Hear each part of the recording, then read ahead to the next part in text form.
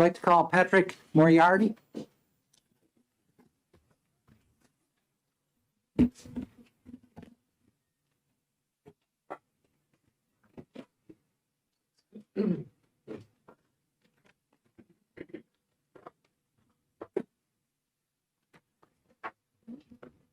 Well, thank you for having me, and I want to say I have great respect for the process here, and I'm interested in participating. I was on the 2014 study group, if that helps.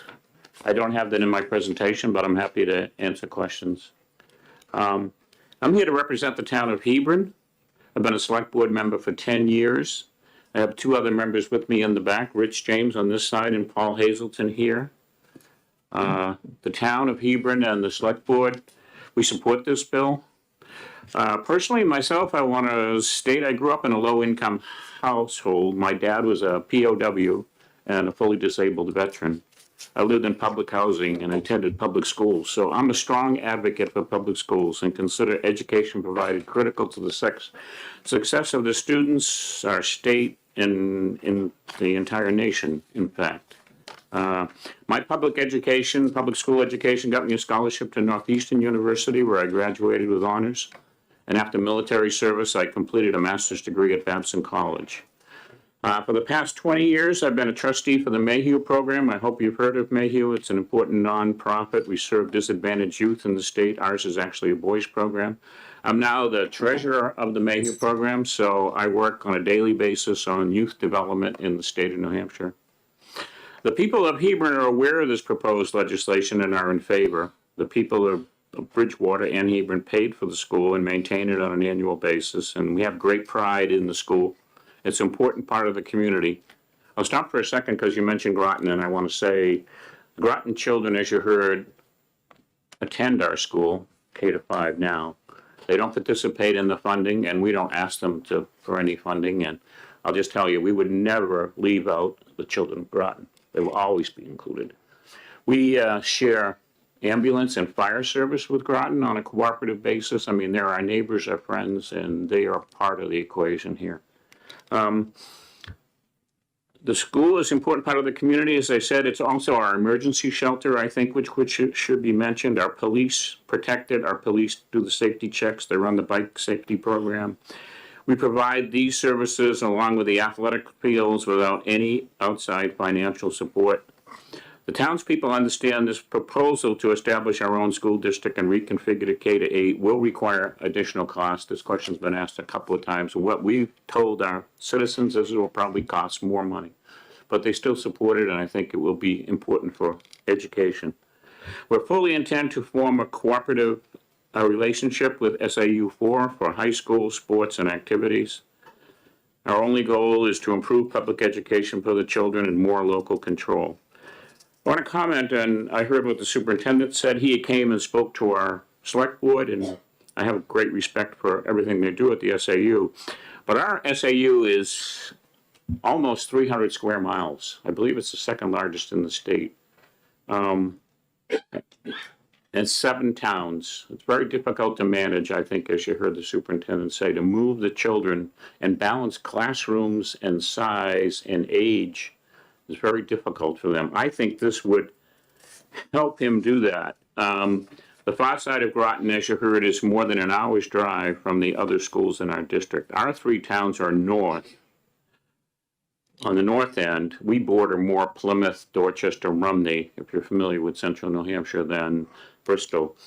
And I bring up the example of Route 104, which runs from Danbury to Meredith, actually, and passes through virtually right through the other 4 towns in the district. So it's a state road, maintained. All the other schools actually sit on 104.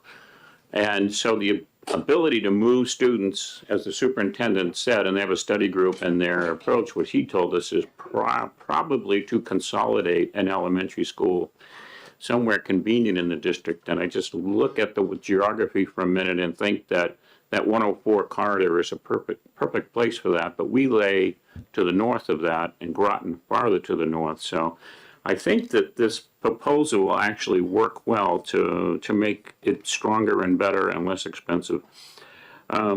I just want to finally say our goal is to improve educational outcomes for the children. The bill allows for greater local forces on quality and establish the 3-town school district and reconfigure the K-8, allows parents a choice between a traditional middle school and a K-8 program. I hope you're in favor. I just want to say one thing. When you heard about the distance the students have to travel, I have to think about the parents who have to care for the kids after 2:30, after 3 o'clock, and the school is an hour away. That's one way. So 2-hour ride to provide for students or daycare or take care of them after school hours is difficult in our area. So thank you for listening. Thank you very much. Are there questions? Representative Tanner. Thank you. Thank you for taking my question. I'm still kind of confused about the funding. Do you have a separate funding within the Bridgewater, Hebron district? Is there a separate tax for that particular school and an additional tax that you pay to the newfound cooperative district? Is that what's happening? Yes, correct. And how's that going to change? Well, we'd be funding one school rather than contributing to a district. We'd continue to maintain the school, I think, but then we'd have to find access for high school, and we assume we'd pay tuition to the high school. Some may prefer Plymouth to the north. All the Plymouth School District, I should add, is K-8, and each town has their own school board. So as you go further north, I think, and the area becomes more rural and travel is difficult, I just want to point out the district next to us in Plymouth already operates on a K-8 model. So we would tuition students. I mean, our approach from the select board in the town is to work as cooperatively with SAU4 as we possibly can.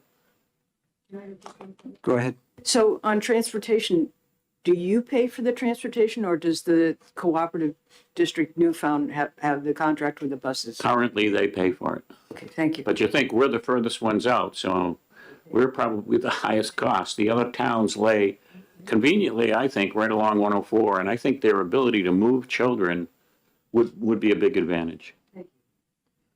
Further questions? Representative Damon. Thank you, Mr. Chair. I have two unrelated questions. I believe you said you were on the 2014 study committee for a similar endeavor. Yeah, If that's correct. similar is okay word, yeah. Could you reflect on what is different now from then that brings something similar back before the townspeople and before us? Well, that was unsuccessful. We'd like to be successful. We still would like to have we'd like to have the K-8 model.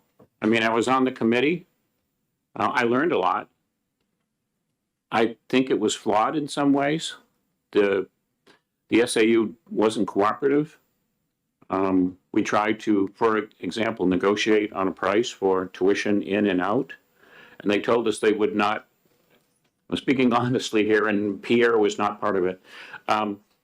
They would not discuss tuitioning high school students. At that same time, they were in negotiation with Hill and completed a negotiation to bring the Hill students into their high school.